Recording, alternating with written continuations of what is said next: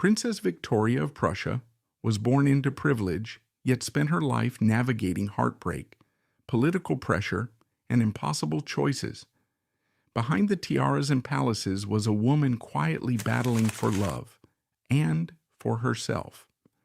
Prussia's ascendancy, from kingdom to unifying force, 1840s to 1860s.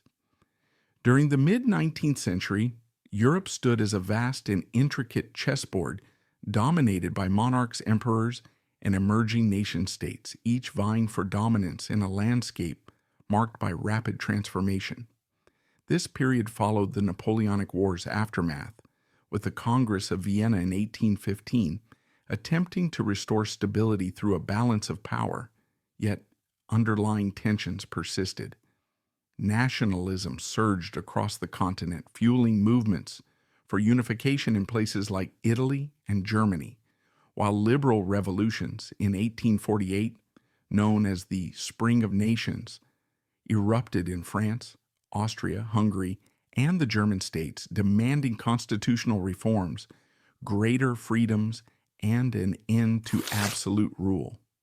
These uprisings were largely suppressed, but they left lasting echoes of discontent, reshaping political ideologies and sowing seeds for future conflicts. Economically and socially, the Industrial Revolution gripped Europe with steam engines, railways, and factories, revolutionizing production. Cities like Manchester in Britain and Berlin in Prussia swelled with workers, the air thick with coal smoke from chimneys, symbolizing progress alongside exploitation. Child labor, urban poverty, and class divides widened. Culturally, Victorian morality, emanating from Britain under Queen Victoria's reign, 1837 to 1901, imposed strict codes of conduct, emphasis on family, propriety, duty, and restraint, influencing etiquette, fashion, and gender roles across borders. Literature flourished with authors like Charles Dickens critiquing social ills, while scientific advancements, including Darwin's theories, challenged traditional beliefs. Politically, this was an age of empire building and realpolitik, where alliances were fragile and often forged through dynastic marriages rather than mutual trust. Personal desires of royals frequently yielded to state necessities, as seen in arranged unions that secured borders or neutralized threats. Major powers, Britain with its global empire and naval supremacy, Russia expanding eastward, France under Napoleon III, balancing republicanism with imperialism, and Austria clinging to its multi-ethnic Habsburg domains, jockeyed for influence, setting the stage for wars that would redraw maps. In this volatile mix, Prussia emerged as a key player, its ambitions driving the era's dramatic shifts. Prussia, once a modest Baltic kingdom, rose dramatically in the mid-19th century to become Europe's powerhouse, guided by the unyielding resolve of figures like King Wilhelm I and Chancellor Otto von Bismarck. Bismarck, appointed in 1862, pursued a policy of blood and iron, blending shrewd diplomacy with military might to achieve German unification under Prussian leadership. The Prussian army, reformed after Napoleonic defeats, became a model of efficiency with universal conscription, advanced weaponry like the needle gun, and rigorous training, emphasizing discipline and precision on the parade grounds. Industrialization propelled this ascent. The Ruhr Valley's coal and iron mines fueled factories, railways connected cities, and economic policies like the Zollverein Customs Union integrated German states, boosting trade and wealth. Yet Prussia blended this modernity with conservative traditions.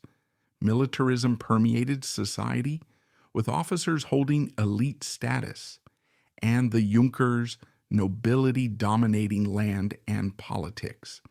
Liberal ideas simmered, inspired by British parliamentary models, advocating for constitutions and civil rights, but clashed with autocratic rule. Court life in Berlin was formal and hierarchical, governed by elaborate protocols that stifled personal expression, contrasting with more progressive households. By the 1860s, Prussia challenged rivals. The Danish War of 1864 secured Schleswig-Holstein, heightening tensions with Austria. This era's blend of stern discipline and emerging reforms created a dynamic yet tense environment where royal families navigated power plays and individual lives were often subordinated to national ambitions. Prelude to Victoria's arrival. Post-war calm. Victoria's birth unfolded in a fleeting window of relative peace immediately following the Austro-Prussian War, which raged from June to August 1866, but was decisively won by Prussia in just 7 weeks. The conflict, sparked by disputes over Schleswig-Holstein, culminated in the Battle of Königgrätz on July 3, 1866, where Prussian forces crushed Austria, excluding it from German affairs and establishing the North German Confederation under Prussian dominance. This victory reshaped Central Europe, weakening Austria and elevating Prussia, but it also intensified rivalries. France feared a unified Germany. Russia watched Balkan interests warily, and Britain maintained cautious neutrality, prioritizing its empire. In early 1866, before the war's outbreak, Prussia enjoyed a brief respite, with diplomatic maneuvers dominating. Tensions simmered continent-wide. Russia's suppression of Polish uprisings in 1863 strained relations. France's interventions in Mexico diverted attention, and Britain's industrial lead fostered economic competition. Within Prussia, the royal family anticipated change. Crown Prince Frederick William, a liberal Anglophile, hoped for reforms, while conservatives like Bismarck prioritized strength. This backdrop of simmering conflicts and fragile alliances framed Victoria's entry into a world where personal fates intertwined with geopolitical shifts. On the morning of April 12, 1866, at exactly 6 a.m., Princess Victoria entered the world within the lavish confines of the new palace in Potsdam, a sprawling Baroque masterpiece originally commissioned by Frederick the Great in the 18th century. This architectural gem, boasting over 200 ornately decorated rooms, was designed as a symbol of Prussian opulence and power, with its expansive terraced vineyards cascading down to the banks of the Havel River, providing breathtaking views that blended natural beauty with man-made splendor.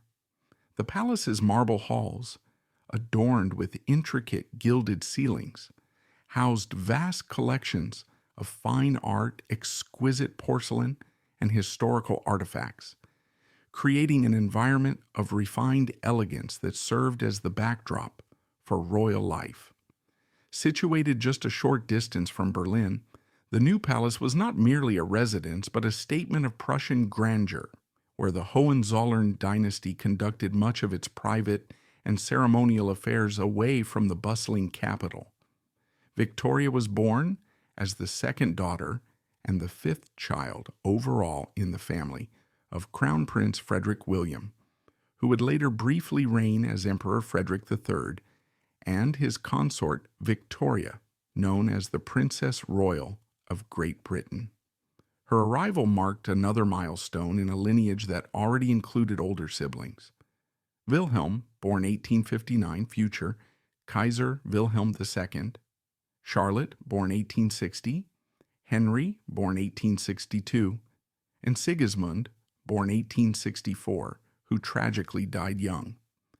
The birth occurred in one of the palace's private chambers, likely attended by a team of royal physicians, midwives, and attendants trained in the latest medical practices of the era, ensuring the safety of both mother and child amid the limited advancements in obstetrics at the time. The event was shrouded in the protocols of royal childbirth, with strict privacy maintained during labor. though the palace staff would have been abuzz with anticipation.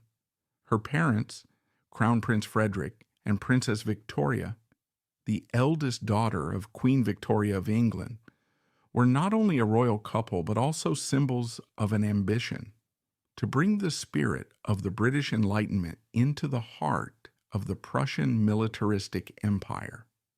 Their marriage was carefully arranged in 1858 as a political bridge between two forces, a constitutional monarchy expanding its global influence, Britain, and an absolute monarchy rising through blood and steel, Prussia.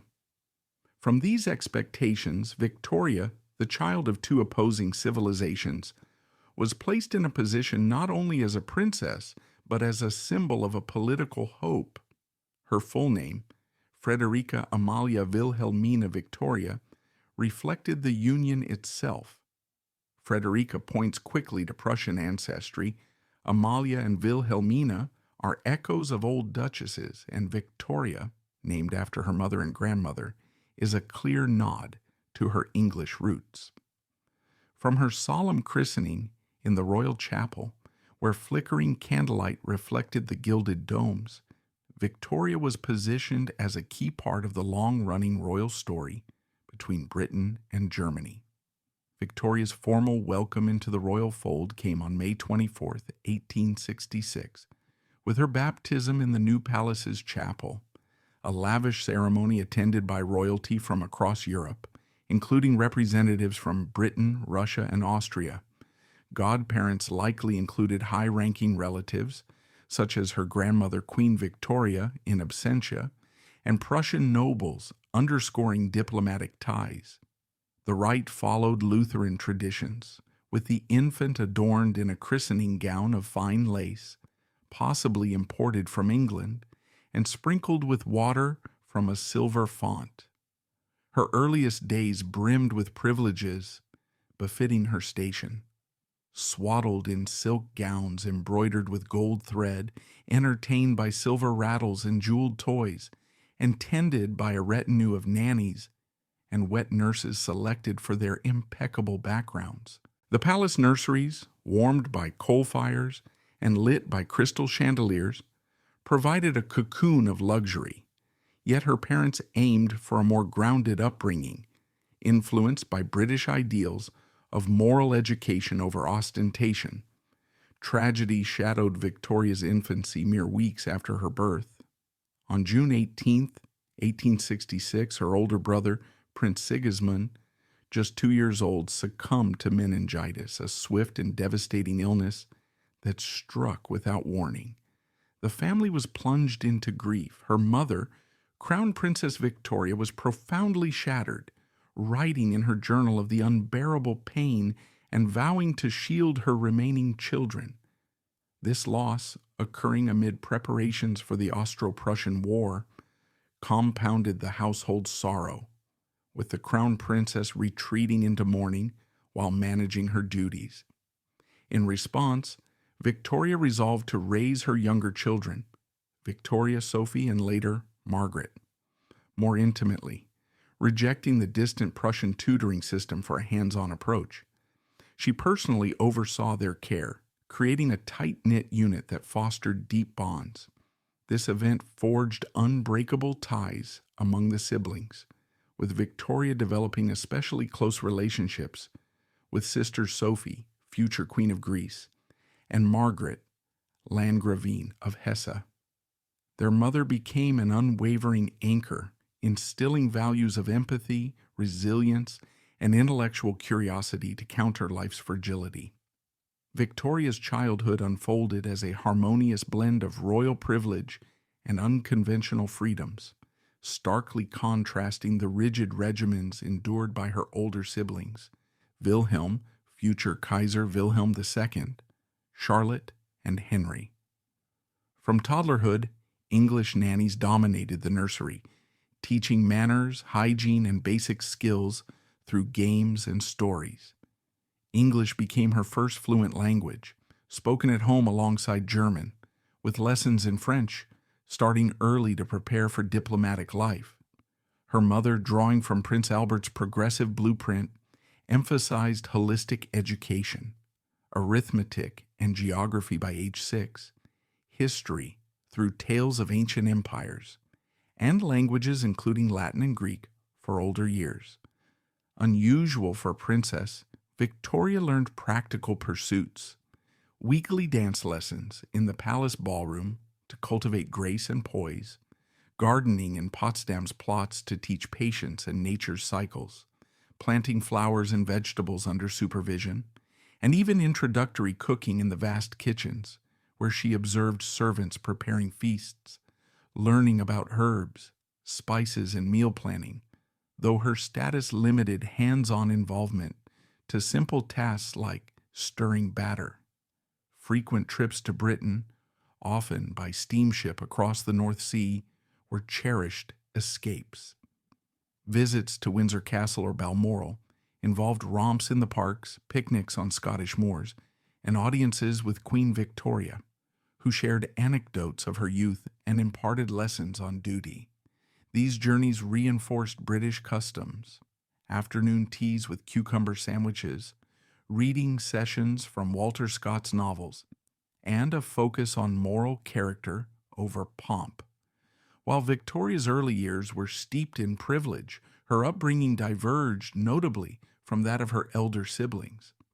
The family consciously shunned the stuffy Berlin court, favoring Potsdam's seclusion or British holidays to evade political intrigues and conservative pressures. After the Franco-Prussian War, 1870 to 1871, which unified Germany and proclaimed Frederick as crown prince of the new empire, they retreated further, prioritizing privacy amid rising nationalism. This isolation nurtured Victoria's vibrant personality, nicknamed Moretta for her endearing ways or young Vicky for resembling her mother.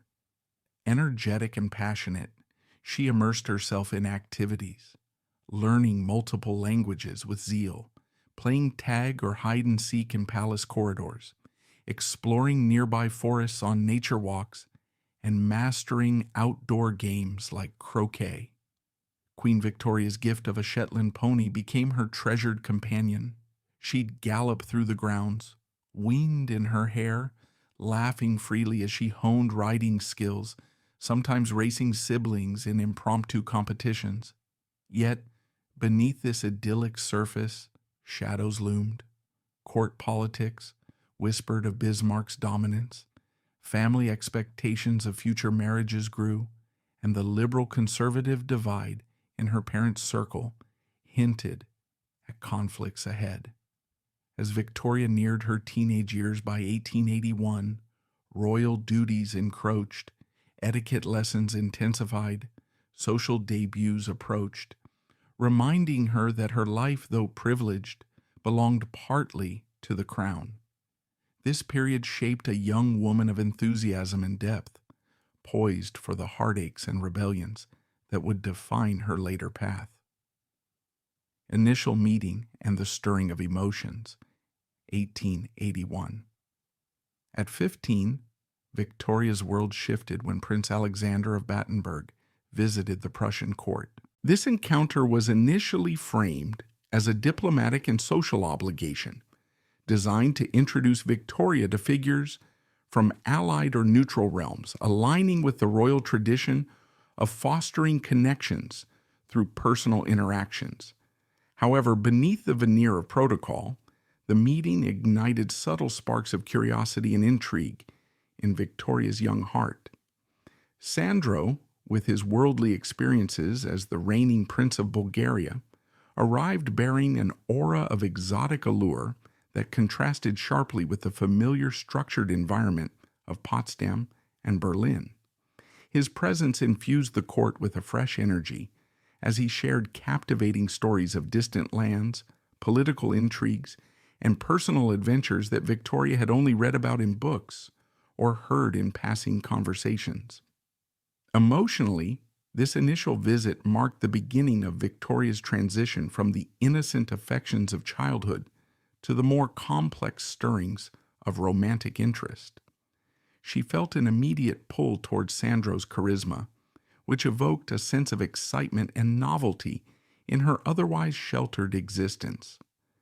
The rigid Prussian nobility, with its emphasis on duty and decorum, often left little room for genuine emotional expression, but Sandro's approachable demeanor, marked by warmth and openness, offered a glimpse into a world where feelings could flow more freely. Victoria's heart fluttered with unspoken anticipation during their conversations, as his tales of leadership and resilience stirred admiration within her. This encounter laid the emotional groundwork for deeper bonds, planting seeds of affection that would soon blossom. It was a moment of quiet vulnerability for Victoria, where the formality of the court masked her growing inner fascination, allowing her to daydream about possibilities beyond her prescribed royal path. The emotional resonance of this meeting lingered, fostering a budding sense of connection that made her eager for future interactions. Mounting opposition from key figures, 1880s. By 1882, during Sandro's subsequent visit to Prussia, the relationship transformed from polite acquaintance to a profound emotional entanglement, as Victoria found herself deeply enamored. This trip, building on the foundation of the previous year, allowed for more extended engagements where shared walks in the palace gardens or dinners at court provided intimate settings for heartfelt exchanges. Victoria was particularly drawn to Sandro's narratives about Bulgaria's arduous struggle for independence from Ottoman rule, a tale of defiance and national pride that resonated with her own idealistic spirit. These stories not only educated her about geopolitical realities, but also evoked a surge of empathy and admiration as she imagined the courage required to lead such efforts. Emotionally, this deepened her affection, turning initial curiosity into a passionate attachment. Sandro's kind and gentle manner stood in stark contrast to the often austere and formal interactions with Prussian nobles, who prioritized hierarchy over personal warmth. His tenderness, perhaps in a soft-spoken compliment or a lingering gaze, touched Victoria's heart, making her feel seen and valued as an individual rather than merely a princess. This shift represented a significant emotional milestone for Victoria, marking her first true experience of romantic love. She began to envision a future intertwined with Sandro's, where their lives would merge in a tapestry of shared adventures and mutual understanding. The budding romance filled her with a whirlwind of feelings: exhilaration from the novelty of such emotions, tenderness in her growing fondness, and a subtle vulnerability as she opened her heart to someone outside her immediate family circle.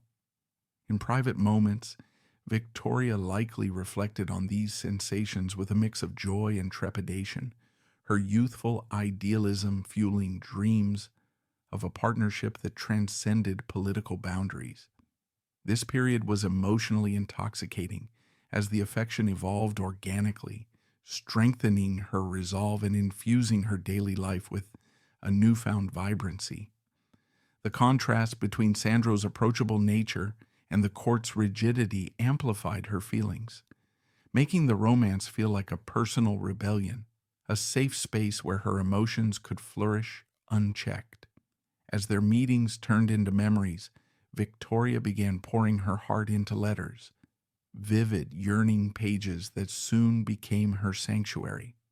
As the romance continued to blossom through the 1880s, Victoria channeled her burgeoning emotions into heartfelt letters to Sandro, which served as a private outlet for her youthful passion. These correspondences, penned in moments of solitude in her chambers at the new palace, were brimming with fervent expressions of love and longing. She described vivid dreams of a shared life, painting pictures of adventures across Europe, explorations of Bulgaria's landscapes, and a home filled with laughter and mutual support. Each letter reflected her energetic and idealistic nature, revealing a depth of emotion that went beyond superficial attraction, encompassing admiration for his character, empathy for his challenges, and a profound desire for emotional intimacy. Writing these letters became an emotional ritual for Victoria, allowing her to articulate feelings that court etiquette often suppressed. The act of pouring her heart onto paper provided a sense of closeness during periods of separation, bridging the physical distance with words that conveyed her vulnerability and hope. Emotionally, this phase intensified Victoria's attachment, as the letters fostered a deeper bond built on shared confidences. She likely experienced the thrill of anticipation while awaiting his replies, her heart racing with each delivery that affirmed his reciprocation.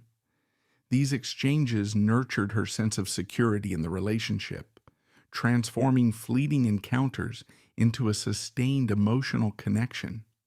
The fervor in her writing, perhaps dotted with poetic flourishes inspired by romantic literature, highlighted her passionate disposition, where love was not just an emotion but a driving force that colored her worldview. This deepening love brought waves of optimism, making her feel alive and purposeful, as if destiny had aligned their paths.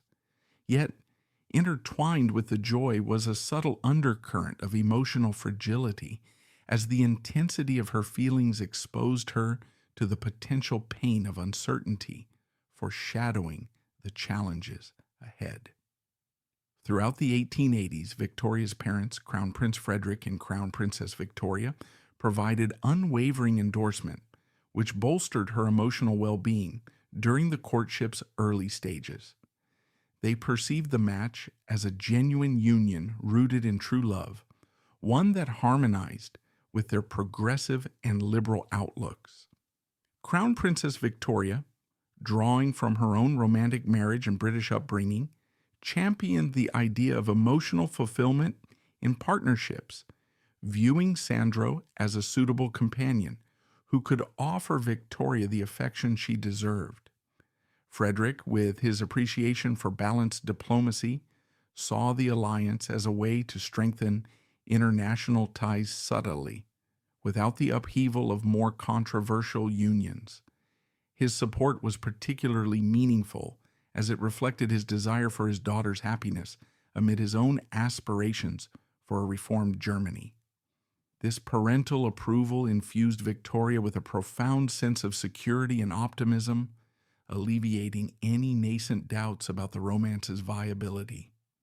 Emotionally, it validated her feelings, making her love for Sandro feel sanctioned and real rather than a fleeting fancy. Knowing her parents shared her vision of a life with him, filled with adventure and support, amplified her joy, creating a familial cocoon of encouragement. In family discussions, perhaps over evening teas at Potsdam, Victoria could express her emotions openly, drawing strength from her mother's empathetic nods and her father's reassuring words. This endorsement acted as an emotional anchor, allowing her idealism to flourish without fear of immediate reprisal. It fostered a period of relative bliss where her heart swelled with hope for a future where love and duty coexisted harmoniously. The warmth of this support contrasted with the colder political winds, brewing, heightening the emotional stakes and making the romance a cherished sanctuary in her life. Despite the family's approval, external resistance began to build, resembling ominous storm clouds gathering over the Prussian horizon. Victoria's grandfather, Emperor Wilhelm I, embodied traditional Prussian values with his stern and conservative outlook, and he strongly disapproved of the Union. Similarly, Chancellor Otto von Bismarck, the influential architect of German unification and foreign policy, saw Sandro as a serious liability. Bismarck, known for his strategic maneuvering in European politics, argued that the marriage would provoke Tsar Alexander III of Russia. Bulgaria's recent independence from Ottoman control had already strained relations, as the Tsar perceived it as a challenge to Slavic solidarity and Russian influence in the Balkans. Sandro's precarious position amid these regional tensions made him an unsuitable partner in Bismarck's eyes, who warned that the alliance could offend the Tsar, jeopardize Germany's diplomatic isolation, and undermine potential Russian support in broader European affairs. The opposition transformed the courtship from a source of joy into a protracted conflict of competing interests. Within the family, divisions emerged starkly. Victoria's parents championed the cause of love and personal fulfillment, rooted in their more enlightened views, while the broader court and political establishment emphasized statecraft, alliances, and stability. This clash created ongoing tension, with debates and negotiations unfolding over several years. Victoria found herself caught in the middle, her hopes repeatedly challenged by the inflexible demands of royal protocol and international relations.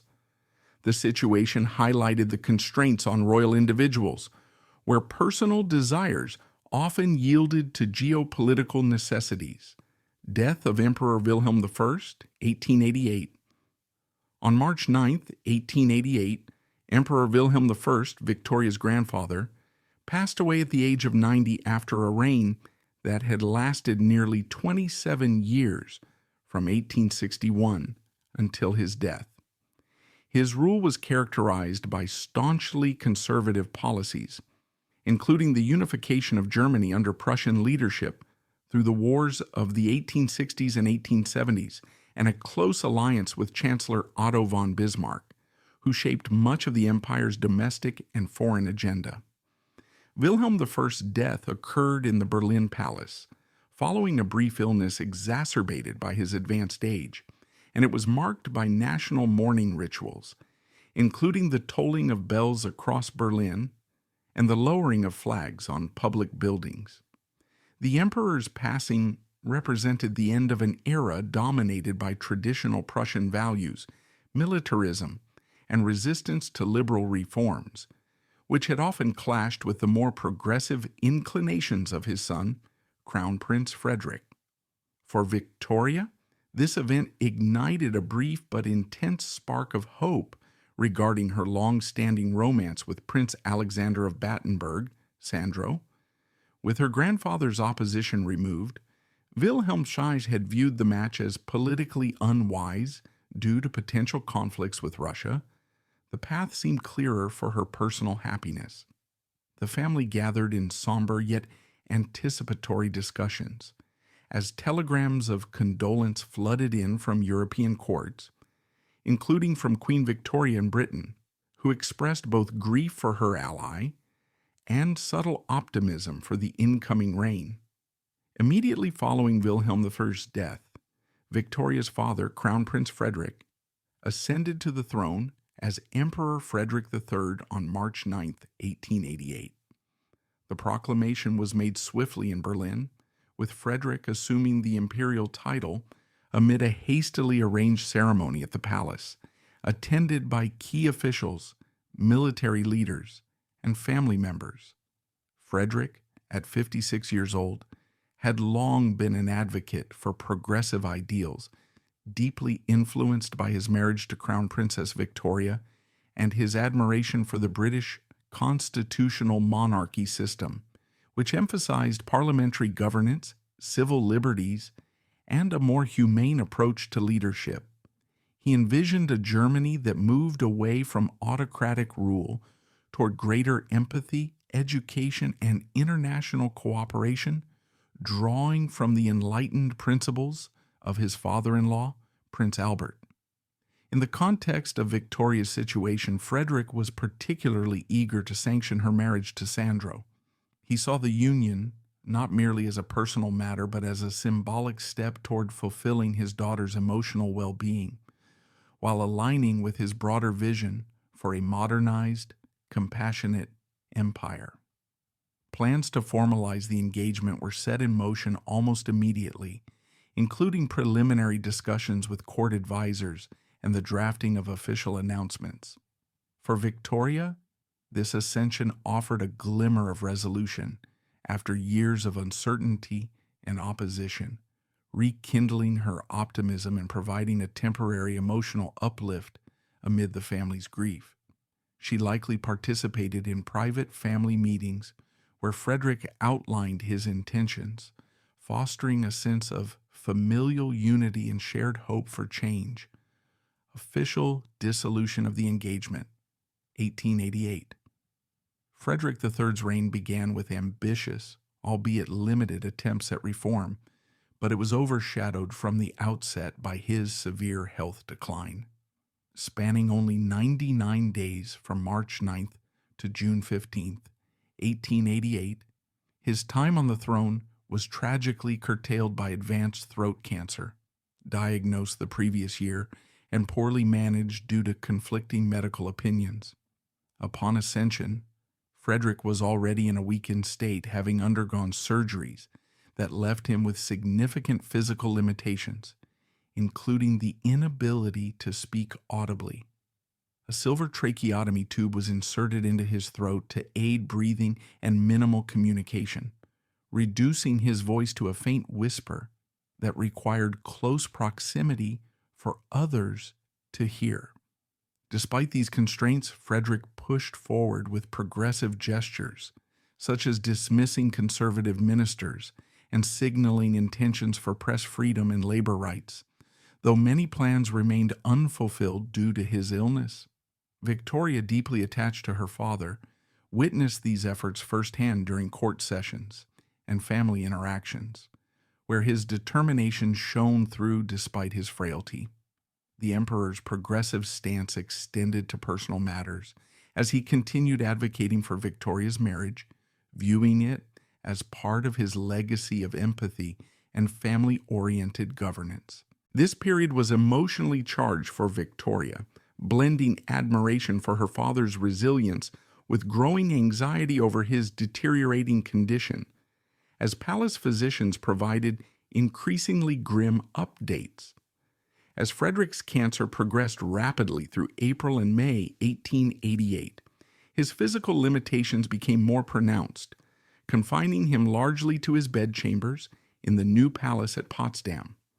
The disease, laryngeal cancer, caused excruciating pain, weight loss, and frequent infections, with treatments limited to palliative care like morphine, for pain relief and experimental procedures that offered little hope.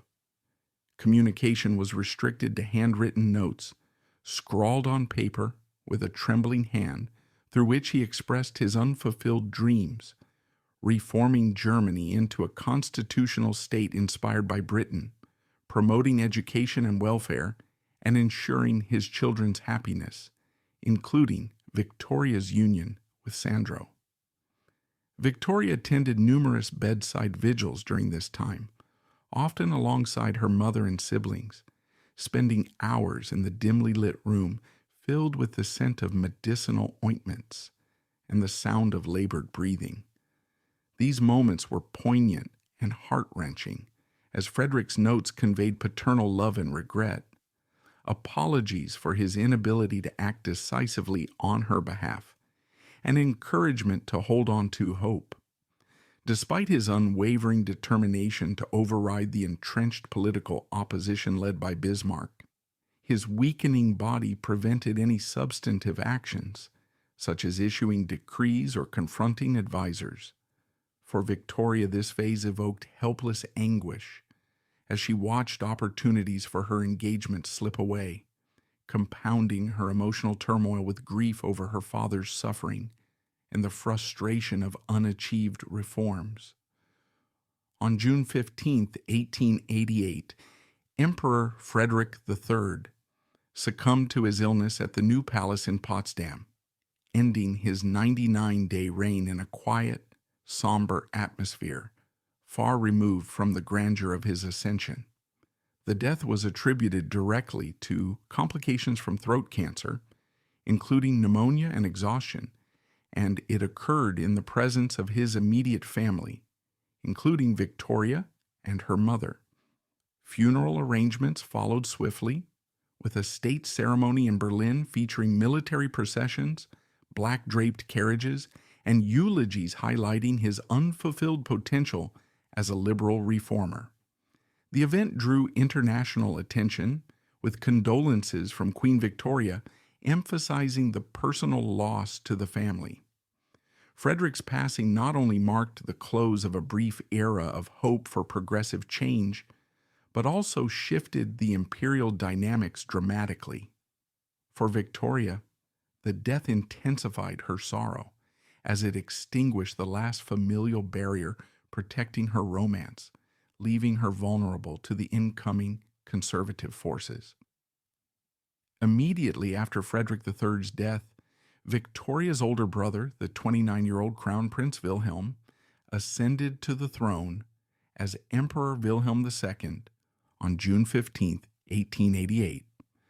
The transition was formalized in a proclamation at the Berlin Palace, attended by Bismarck and key officials, amid ongoing national mourning.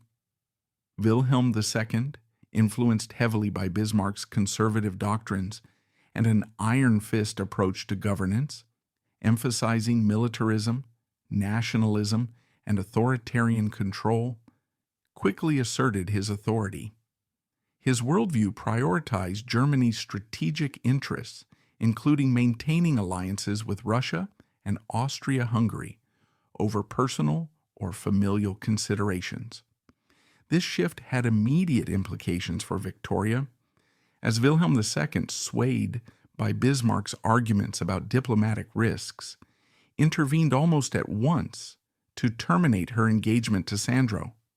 He deemed the match incompatible with imperial priorities, fearing it would offend Tsar Alexander III and destabilize Balkan relations, thus favoring political expediency over his sister's emotions.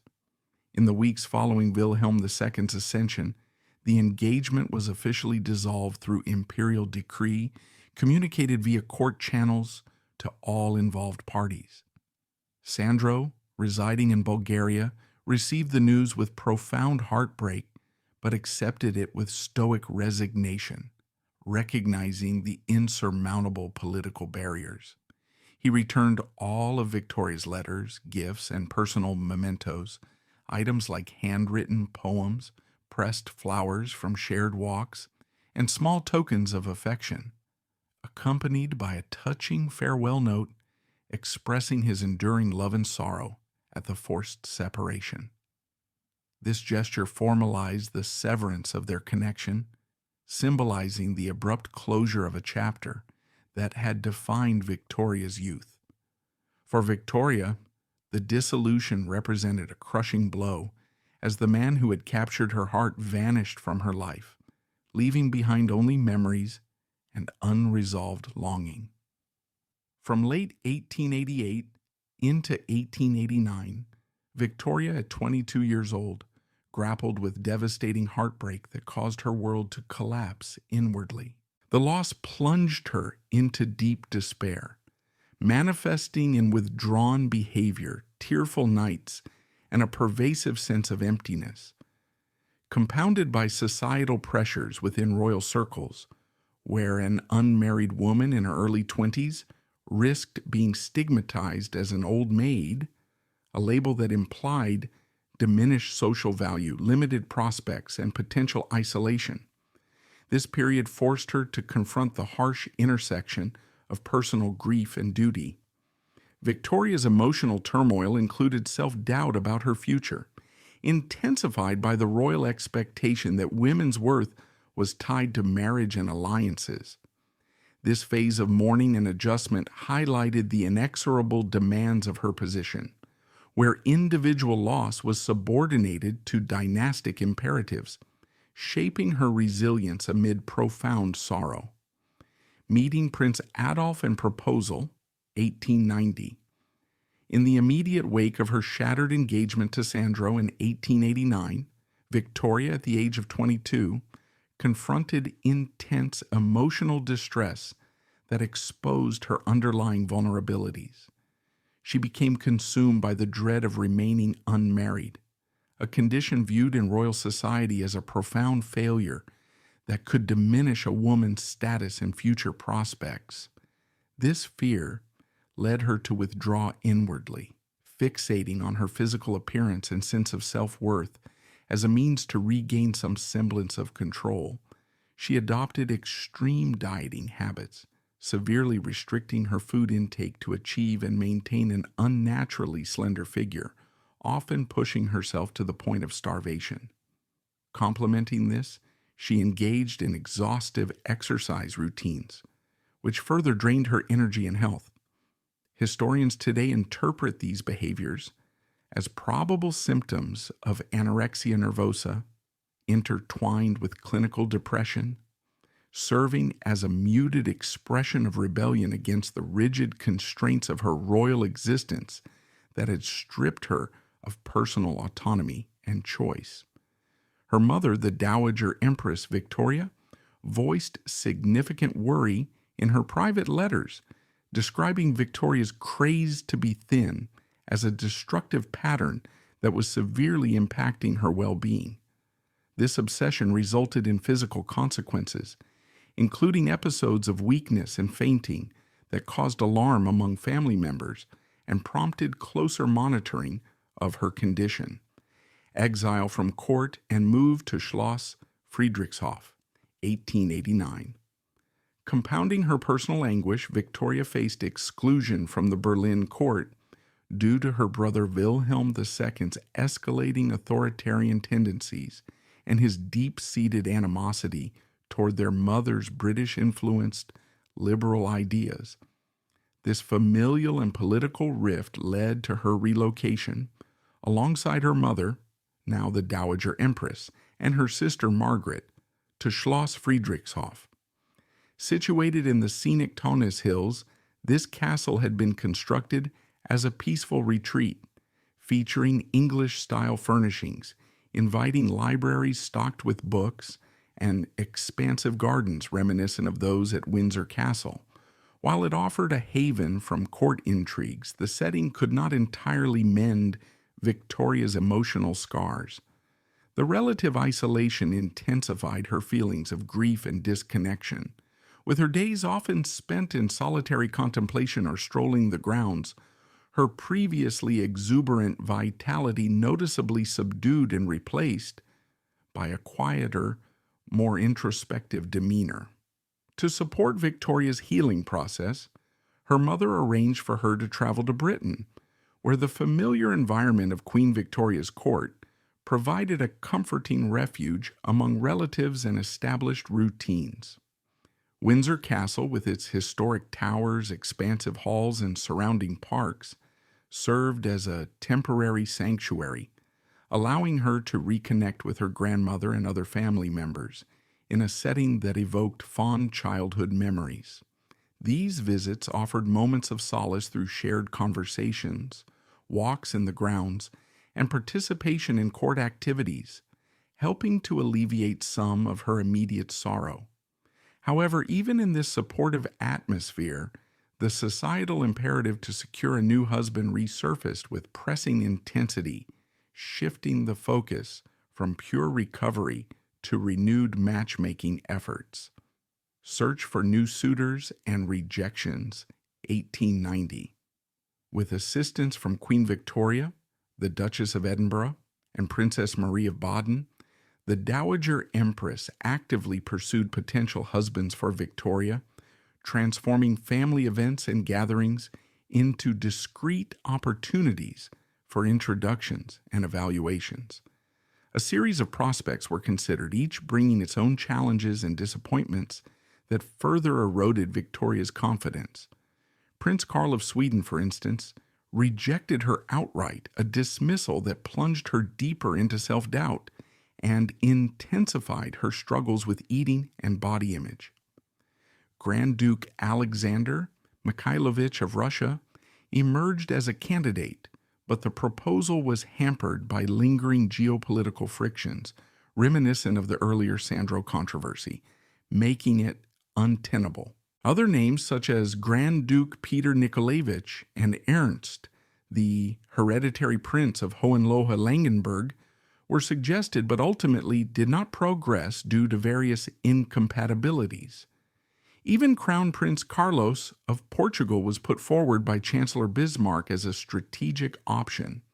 Yet Victoria steadfastly refused, unwilling to abandon her Protestant faith for conversion to Catholicism, demonstrating a rare assertion of her personal principles amid the pressure.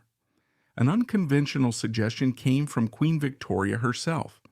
Captain Maurice Bourke, a British naval officer from a non-royal background, representing a potential departure from traditional aristocratic unions.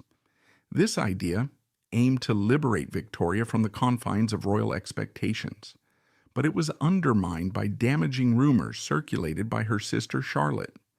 Known for her acerbic wit and own psychological instabilities, Charlotte fueled what evolved into the letter scandal of the 1890s by leaking private letters that alleged Victoria's involvement in improper affairs and misconduct.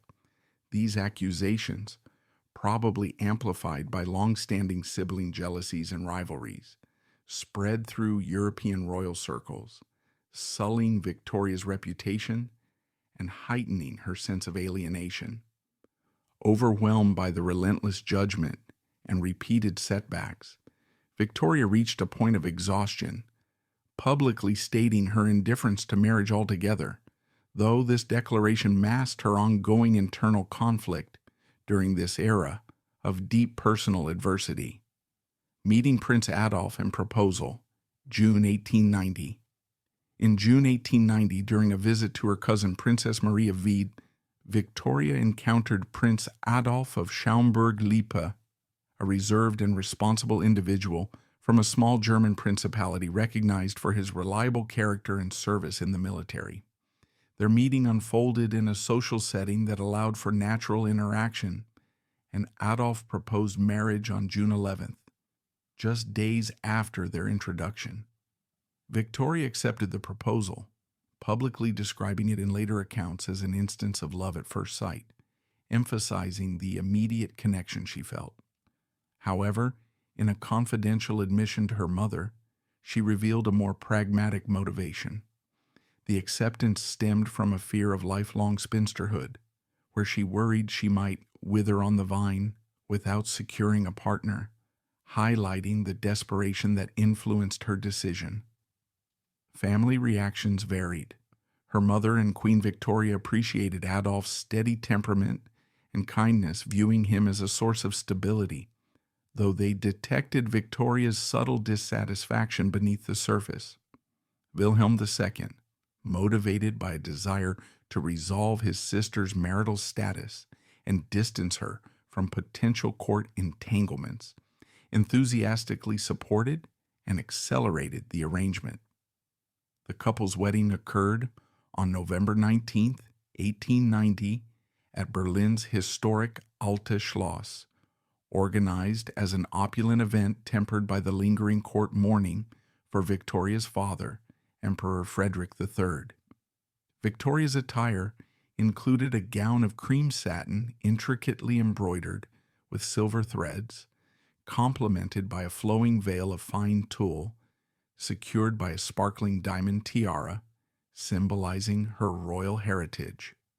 Traditional elements, such as the customary torch dance, were excluded to maintain a tone of restraint, infusing the occasion with a subtle melancholy that reflected the family's recent losses and ongoing adjustments.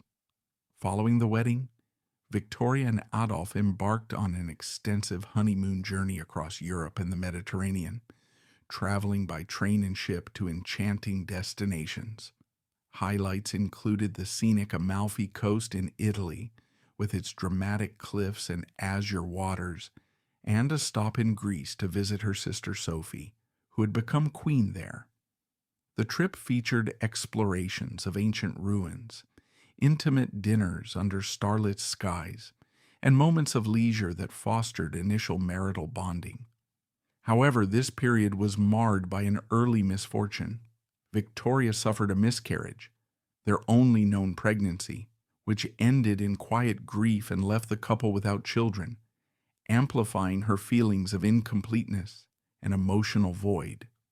Upon returning, the couple established their home at Palais Schaumburg in Bonn, a graceful residence along the Rhine River that Adolf had acquired specifically for Victoria.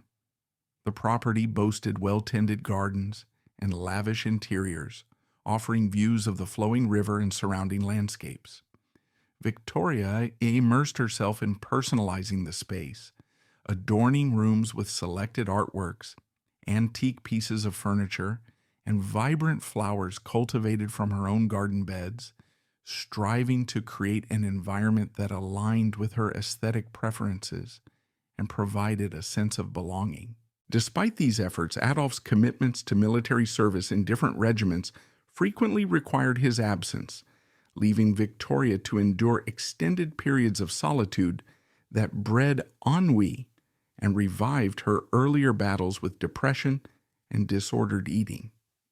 By 1893, Victoria's health had deteriorated further, manifesting as anemia likely linked to her ongoing nutritional deficiencies and stress. She traveled to Hesse for specialized treatment, participating in rest cures that emphasized relaxation and recuperation, along with therapeutic mineral baths intended to restore her physical strength. While these interventions addressed her surface-level symptoms, they did little to confront the root emotional and psychological challenges that continued to affect her well-being. A positive turn came in 1895 when Adolf assumed the role of regent for the Principality of Lippe, prompting their move to Detmold. This change invigorated Victoria, who eagerly adopted her new duties as a public figure.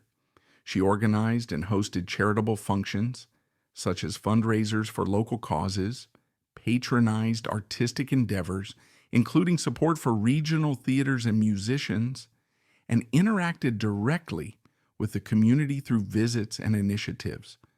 Notable activities included arranging elegant garden parties that brought together locals and dignitaries, aiding orphanages with resources and personal involvement, and contributing to minor aspects of local administration. These responsibilities imbued her life with meaning and validation beyond mere aristocracy, significantly enhancing her mental state and providing a constructive outlet for her energies. Throughout their union, Victoria and Adolf maintained a harmonious relationship grounded in companionship and respect, though it lacked the intense romance she had yearned for in her youth. In private reflections, Victoria occasionally entertained thoughts of divorce to pursue a connection with one of Adolf's nephews, indicating persistent undercurrents of dissatisfaction. Nevertheless, societal expectations, royal obligations, and her sense of duty prevented any such actions, binding her to the marriage despite its emotional limitations.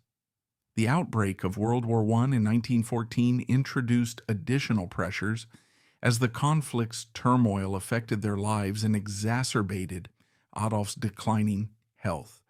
He passed away in July 1916 at their Bonn residence, leaving Victoria widowed at the age of 50. She observed a modest funeral constrained by wartime shortages and restrictions, mourning in a subdued manner that aligned with the era's hardships. Shortly thereafter, she requested Wilhelm II's approval to marry one of Adolf's nephews, seeking a new chapter, but this plea was rejected, reinforcing the persistent external controls over her personal decisions and adding to her accumulated experiences of restriction. Second marriage defying norms, 1927. The conclusion of World War I in November 1918 triggered widespread chaos across Europe, leading to the collapse of several monarchies and the transformation of Germany into a republic under the Weimar Constitution. Amid this revolutionary turmoil, many royals faced exile, confiscation of properties, or worse fates. Victoria, however, navigated these changes relatively unscathed due to her comparatively minor royal standing within the former Prussian hierarchy and her prudent management of personal finances. She retained ownership of her residence, Palais Schaumburg in Bonn, which served as a stable base during the uncertain times. This period marked the beginning of her widowhood following Adolf's death in 1916, granting her a newfound sense of independence after decades of familial and societal constraints. Freed from the obligations of her first marriage and the rigid structures of the pre-war monarchy, Victoria adopted a more subdued and self-directed lifestyle in Bonn. She channeled her energies into hosting informal gatherings at Palais Schaumburg, particularly for university students from the nearby institutions. These events echoed the progressive ethos inherited from her mother, Crown Princess Victoria, and reflected Victoria's own appreciation for stimulating intellectual discourse. The gatherings typically involved lively debates on topics such as literature, philosophy, and contemporary politics, accompanied by simple refreshments like tea, cakes, and light snacks. This infusion of youthful perspectives and enthusiasm revitalized her daily routine, providing companionship and mental stimulation in her later years.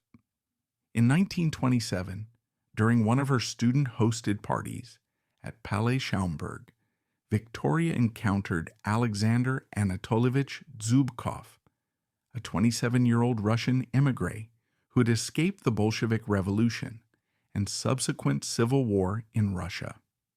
Zubkov presented himself as a baron from a noble lineage, though this claim would later be debunked. His charismatic personality, eloquent storytelling, and accounts of exotic experiences from his homeland immediately enchanted the 61-year-old princess. Victoria's diary entries from this initial meeting and subsequent interactions radiate with renewed vitality. She detailed shared activities such as playing tennis on the palace grounds, enjoying meals together in intimate settings, and delving into discussions about Russian literature, including works by authors like Tolstoy and Dostoevsky. These encounters rekindled a sense of excitement and emotional connection in her life, portraying a woman who, after years of loss and restraint, was rediscovering personal joy and companionship. As their relationship deepened rapidly over the following months, Victoria demonstrated her affection through generous gestures, providing Zubkov with financial and material support to alleviate his modest and precarious circumstances as a refugee. She gifted him clothing tailored to his needs, valuable jewelry from her collection, and monetary assistance to help him establish himself more comfortably in Germany. This period of courtship was marked by a whirlwind of shared experiences that fostered a strong bond, despite the significant age difference and external skepticism. Zubkov's proposal came after only a few months, reflecting the intensity of their connection and Victoria's eagerness to embrace this unexpected chapter. Against vehement objections from her family, who viewed the match as imprudent due to Zubkov's youth, questionable background, and potential motives, and in defiance of prevailing societal conventions that frowned upon such unions, Victoria proceeded with the marriage. To facilitate the wedding, she formally renounced her royal titles, shedding the formalities of her Prussian heritage to marry as a private citizen. The ceremony took place on November 19, 1927, coincidentally the exact 37th anniversary of her first wedding to Adolf, adding a layer of poignant symmetry to the event. It consisted of two parts: a civil service at Bonn's town hall, conducted in a straightforward manner befitting her new status, followed by a Greek Orthodox religious rite in a modest chapel, aligning with Zubkov's claimed cultural background. Notably, No family members attended, underscoring the scandal and estrangement it caused. European newspapers sensationalized the story, labeling it a May-December mismatch and highlighting the 35-year age gap. Zubkov's unverified nobility, later exposed as fabricated, and the perceived impropriety of the alliance. Deterioration of the marriage, 1927 to 1928. The initial happiness of the marriage quickly dissipated as Zubkov's true character emerged. He extravagantly depleted Victoria's already diminished fortune on personal indulgences, including hosting lavish parties with gourmet foods and entertainment, purchasing expensive automobiles, and funding luxurious travels across Europe. These expenditures accumulated substantial debts, compelling Victoria to part with cherished family heirlooms, valuable artworks, and other possessions through sales and auctions to cover the costs.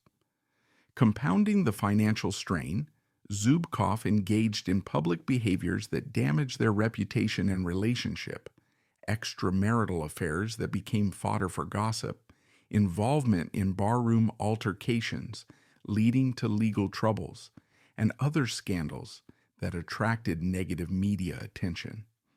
These actions eroded the foundation of their union, transforming Victoria's hope into disillusionment. It didn't last. He spent her fortune, chased women, wrecked her reputation, and when he was deported, he left behind an empty palace and an emptier heart. By 1928, the marriage had irreparably broken down, prompting Zubkov's deportation from Germany to Luxembourg due to his accumulating legal issues and lack of proper residency status. In Luxembourg, he resorted to menial work as a waiter in local establishments to sustain himself, a stark contrast to the opulent lifestyle he had enjoyed at Victoria's expense. Devastated by yet another romantic betrayal, Victoria initiated divorce proceedings, formally citing Zubkov's fiscal irresponsibility in squandering her resources, his failure to provide any form of support as a spouse, and the total lack of physical intimacy in their relationship, which further highlighted the mismatch. Death and Legacy, 1929. Before the divorce could be finalized, Victoria's health rapidly declined. She contracted pneumonia, a severe respiratory infection that overwhelmed her weakened state after years of emotional stress, financial hardship, and physical toll from her earlier struggles. Admitted to St. Francis Hospital in Bonn, she battled the illness in isolation, reflecting the solitude that had marked much of her later life. In her final days, attempts by her brother Wilhelm II and sister Margaret to visit were unsuccessful, possibly due to Victoria's own directives stemming from unresolved family resentments, or perhaps hospital restrictions amid her condition. On November 13, 1929, at the age of 63, Victoria passed away alone and in poverty, her resources exhausted by the failed marriage and preceding challenges. 3 days after her death, on November 16, 1929, Victoria was interred in an understated ceremony at Schloss Friedrichshof, the family retreat where she had spent much of her exile, years. The burial site was a simple grave among the more elaborate tombs of her relatives, serving as a humble testament to the quiet and often turbulent conclusion of her life. This modest resting place symbolized the contrast between her royal birthright and the personal adversities that defined her path, leaving behind a legacy of resilience amid repeated heartbreaks and societal pressures. Throughout her life, Victoria's story is woven with emotional anecdotes that humanize her beyond the tiara, revealing a woman of deep feelings and vulnerabilities. Recall her childhood joy riding that Shetland pony, a gift symbolizing her grandmother's enduring love, or the quiet evenings at Friedrichshof, where she and her mother shared confidences over tea, discussing dreams and disappointments. Her mother's letters paint a portrait of maternal anguish, fretting over Victoria's thinness, urging her to eat hearty meals like roast beef and puddings, revealing a vulnerability rare in royal correspondence. The raw emotion in her own words about Sandro's rejection, as if the sun had gone out of my life, captures the agony of lost youth, a sentiment echoed in tear-stained letters she later burned to preserve privacy. Even in her first marriage, small acts like tending gardens at Palais Schaumburg offered solace, a way to nurture life when her own dreams wilted. She planted roses and herbs, finding therapy in the soil. With Zubkov, her diary's hopeful notes about tennis games and shared laughs show a woman still yearning for connection, defying age and convention to grasp at happiness. These anecdotes strip away the royal myth, portraying Victoria as someone who battled inner demons, depression, body image struggles, in an era that dismissed such pains as mere weakness. Her eating disorder, manifesting in skipped meals and obsessive weighing, was a silent scream against the pressures that caged her, adding psychological depth to her narrative and highlighting the human cost of royalty. Victoria's life was marked by several controversies that require a nuanced examination to fully understand her multifaceted character and the challenges she faced. One of the earliest and most prominent was her ill-fated romance with Prince Alexander of Battenberg, Sandro, which unfolded between 1881 and 1889 and highlighted the tension between personal emotions and political imperatives. Introduced to Sandro at age 15 through her mother's matchmaking efforts, Victoria developed a deep affection during his visits to the Prussian court, leading to a passionate courtship supported by her parents, Crown Prince Frederick and Crown Princess Victoria.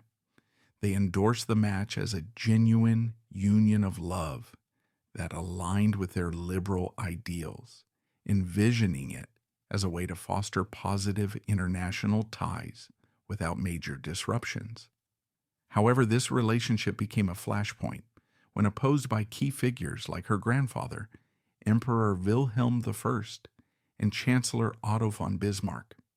Bismarck, in particular, orchestrated resistance by emphasizing potential diplomatic fallout, arguing that Sandro's role as Prince of Bulgaria, freshly independent from Ottoman rule, would antagonize Tsar Alexander III of Russia and threaten Slavic unity in the Balkans.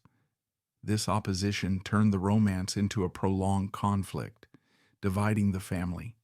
Her parents championed individual happiness and romantic fulfillment, while the court and political establishment prioritized statecraft, alliances, and the stability of Germany's position in Europe. The drama escalated through the 1880s, with Bismarck's influence ultimately prevailing after the brief reign and death of Frederick III in 1888, leading Wilhelm II to end the engagement. Historians remain divided on Bismarck's motivations. Some contend that he inflated the Russian threats as a pretext to reinforce his conservative grip on power and prevent liberal influences from gaining ground within the royal family. Others maintain that his actions were a legitimate exercise in cautious diplomacy, given the precarious web of European alliances at the time, where any misstep could isolate Germany and invite broader conflicts. Following the Sandro breakup, another controversy emerged in the 1890s during Victoria's search for a new husband, further complicating her reputation and family relationships. This episode, known as the Letters Scandal, was instigated by her sister Charlotte, who leaked private correspondences to the public and royal circles. The leaked letters contained accusations of improprieties against Victoria, including whispers of adulterous affairs and other scandalous behaviors that painted her as morally compromised. These claims, which surfaced amid Victoria's already vulnerable state of emotional distress and health struggles, may have originated from exaggerated interpretations or outright fabrications driven by sibling rivalry. Charlotte, herself dealing with personal instabilities and mental health challenges, was notorious for her sharp tongue and tendency to stir discord, possibly using the leaks as a means to undermine Victoria during a period of family tension. Victoria responded with vehement denials in her private writings and communications, defending her character and integrity against what she viewed as baseless attacks. Despite her efforts, the scandal's repercussions endured, tarnishing her image across European courts and making her feel even more isolated during her matchmaking ordeals. This incident raises questions about the dysfunctional dynamics within the Hohenzollern family, where personal vendettas and jealousies could influence public perceptions and royal reputations.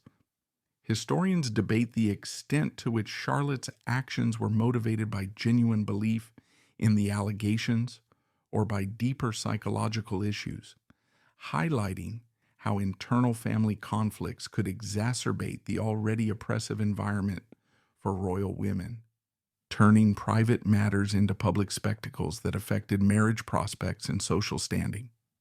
In her final years, Victoria's marriage to Alexander Anatolievich Zubkov in 1927 sparked the most intense and widespread controversy of her life, drawing scrutiny from family, society, and the media. At 61, the widowed princess met the 27-year-old Russian émigré at a gathering in her Bonn home, where his charm and stories captivated her, leading to a swift courtship filled with shared activities like tennis and intellectual discussions. Defying warnings from her relatives about his dubious background and intentions, Victoria renounced her titles and married him in a dual civil and Greek Orthodox ceremony, exactly 37 years after her first wedding. The union was immediately sensationalized in newspapers as a May-December mismatch, focusing on the 35-year age difference. Zubkov's later exposed fabricated claims of baronial nobility and concerns over exploitation. The marriage quickly unraveled as Zubkov depleted her fortune through extravagant spending on parties, cars, and travels, accumulating debts that forced the sale of her heirlooms. His public indiscretions, including affairs and fights, added to the scandal, culminating in his deportation and Victoria's divorce filing. Zubkov claimed genuine affection in public interviews, but evidence suggests opportunism, portraying him as a fortune hunter preying on her loneliness. Her family viewed the match as a reckless act of rebellion, born from desperation, while contemporary historians offer varied interpretations. Some criticize it as naive folly, but others commend it as a courageous bid for autonomy in a life long dominated by external controls.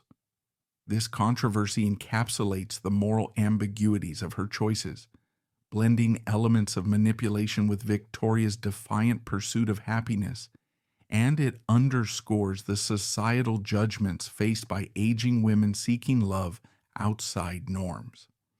After Victoria's death in 1929, historical debates have continued to evolve, emphasizing the complexities and gray areas in her life's controversies rather than reducing her to simplistic narratives.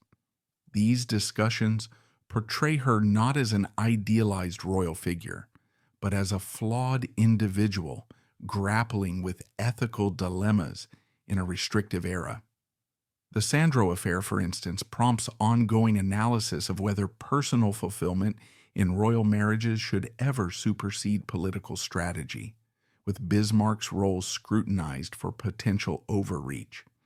The letter's scandal invites examination of familial toxicity and its impact on historical reputations, while the Zubkov marriage fuels arguments about agency versus vulnerability in later life decisions.